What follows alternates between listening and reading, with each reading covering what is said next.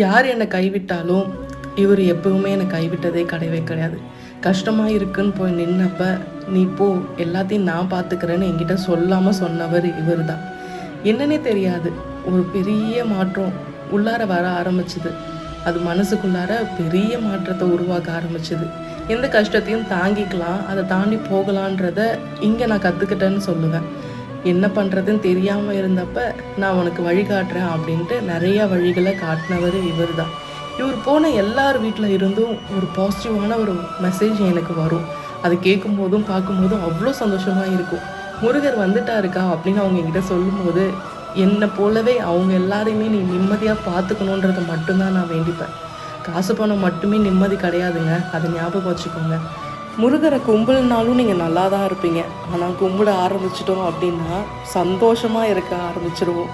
இந்த சந்தோஷம் இல்லாமல் எவ்வளோ பேர் ஏங்குறாங்க இல்லையா?